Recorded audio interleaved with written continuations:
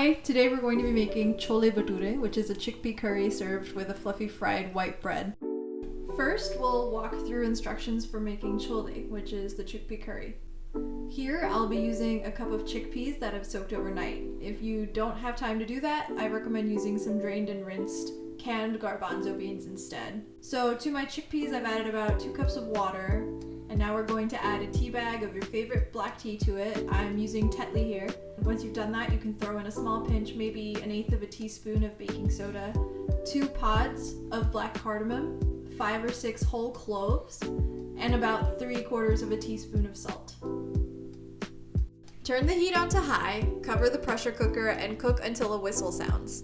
Once you hear the whistle, turn the heat to low and simmer for an additional 20 minutes before turning the heat off to allow pressure to release naturally.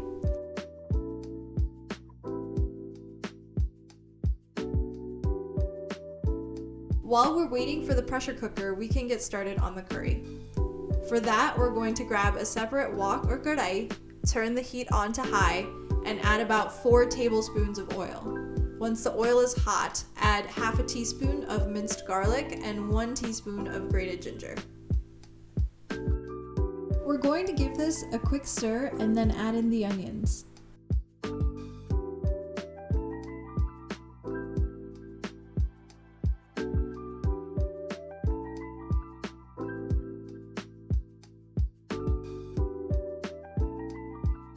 Once the onions are translucent, add in the tomatoes, 3/4 of a teaspoon of coriander powder, salt to taste, here I'm putting in about half a teaspoon, 3 teaspoons of chana masala, and optionally 1 teaspoon of dried pomegranate powder.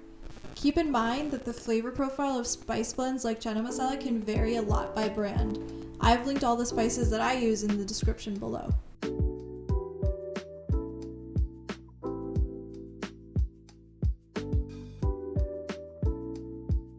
Allow the tomatoes to cook down and form a thick gravy.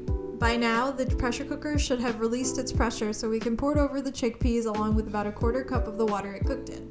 Don't throw the chickpea water away though, we're going to use it later.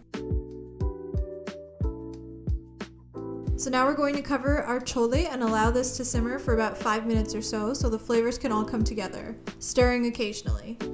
We're also going to add in a bit more of the chickpea water to get the consistency to where we want it.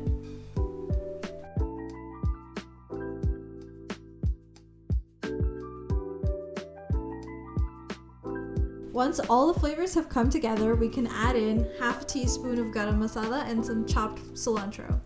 Give that a quick stir and the chole is all set.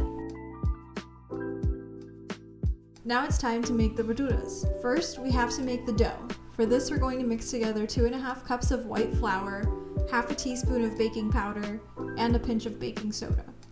To that, we'll add a cup of yogurt, 1 teaspoon of salt, and 2 teaspoons of sugar.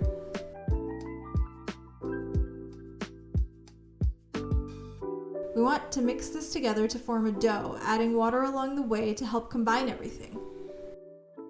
I ended up using about 1/4 cup of water for this dough.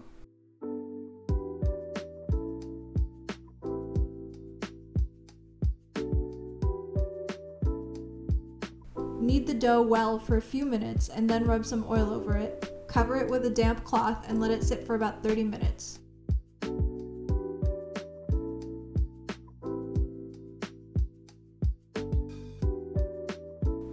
Bhaturas are fried, so make sure to prep a wok or karai with oil at least 2 inches deep and heat that on medium-high.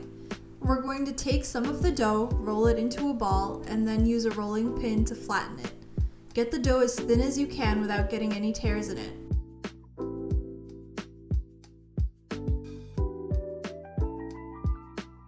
Drop the flattened dough into the frying oil and allow it to cook. As you can see here, it helps to have a frying or slotted spoon to pour some oil over the dough to help it rise more. The more the bhatura rises, the softer it'll be when it comes out of the fryer. Once the bottom of the bhatura is cooked, flip it over to cook the remaining side. The color should be nice and golden, and ideally the bhatura should have poofed up quite a bit.